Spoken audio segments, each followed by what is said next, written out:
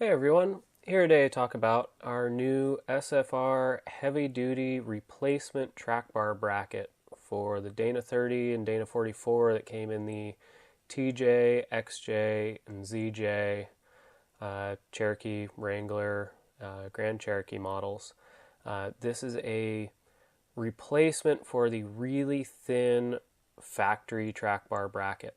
It retains the stock track bar geometry and goes in the same spot as the original track bar bracket. The reason for this bracket is pretty simple. The stock bracket, as you probably know, is made out of really thin metal. It's less than an eighth inch thick, and they are famous for the holes getting egged out and getting a bunch of slop in the track bar, and that ends up leading to death wobble and wandering and all sorts of bad things. So we went ahead and made this heavy duty replacement. Couple other things that we went ahead and did. The original bracket uses a special flag nut on the back side so you can get a nut onto the bolt.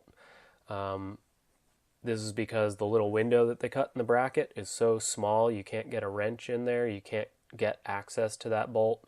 We went ahead and made the window in ours big enough you can put a wrench right in there. You can get your fingers in there. You can put a regular nut on the backside. In addition, you'll notice our bracket has two holes in it. That's because there are a lot of guys out there that like to do smaller lifts, like 3-inch lift, and don't want to go to a adjustable track bar. So a common thing is moving the mounting hole location over a little bit to get the axle back centered again. We went ahead and added a second hole. So if you're doing this for the stock setup, you would use the hole on the left side. If you wanted to, you can use the hole over to the right where we've got the bolt shown in this photo here. Now the install here is primarily, most of the time is going to be spent removing the old bracket. So we start here just by laying out where we're going to cut first. I like using a silver Sharpie. It shows up well on black paint. Use whatever you want, but plan out your cuts ahead of time, because what you're trying to do is cut away the original bracket without cutting any more than you have to. So we start here. Pretty much all your cuts are going to be along the welds and then just across the little tab that hangs over for the steering stabilizer mount. And then piece by piece we just go through and we start cutting away that bracket. We don't really care about the original track bar bracket, so it actually makes it much easier if you cut it into several pieces as you're going, because it gives you better access to other points you're going to have to cut away. So we just went ahead and cut it in several different pieces and basically try and get it out of the way as cleanly as possible without cutting into the spring bucket or the sway bar mount or the stabilizer mount. So this is how your axle should look after you've removed all of the original track bar bracketry. You'll see, went ahead, we cleaned up all the paint and all the areas that we're going to be welding. Very carefully trimmed back just the track bar bracket.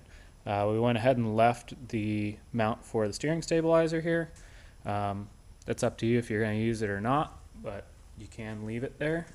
And just take care to get everything off, get it all cleaned up, and then you can take the new bracket and you'll notice you didn't weld it together, and that is for a good reason.